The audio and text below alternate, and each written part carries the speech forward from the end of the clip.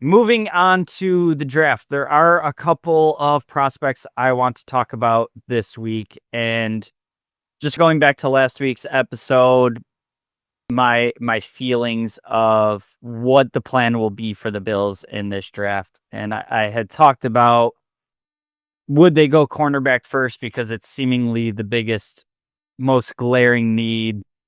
Would they lean into the depth of the D tackle and defensive end in this draft? That's, depending on who you ask, the two deepest positions in this draft are listed as D tackle and defensive end. And would the Bills want to attack cornerback early to get their guy and then lean on the depth?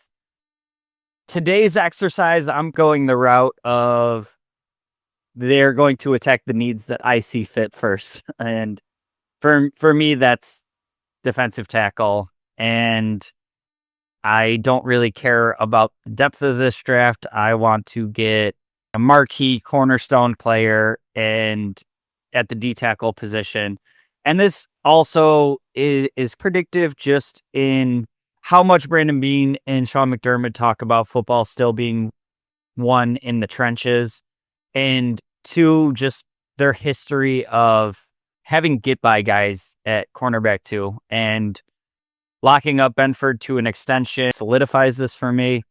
Again, we've seen them have all kinds of patchwork guys playing the CB2, whether it's Levi Wallace or any of the gains that were in here, Josh Norman, Dane Jackson, who's now back on the team.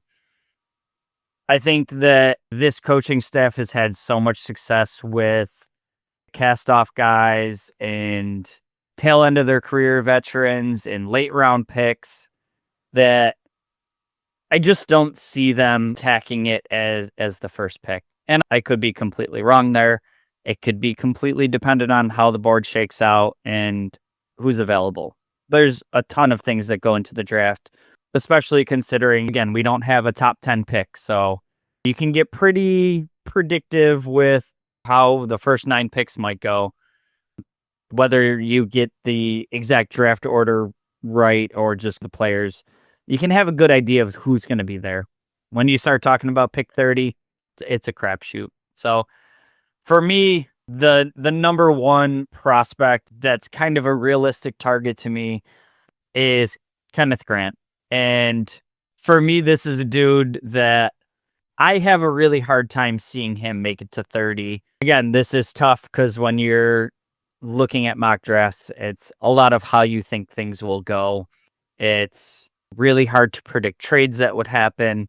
But I've seen a ton of mock drafts have Kenneth Grant still be there at 30 and be the pick for the Bills.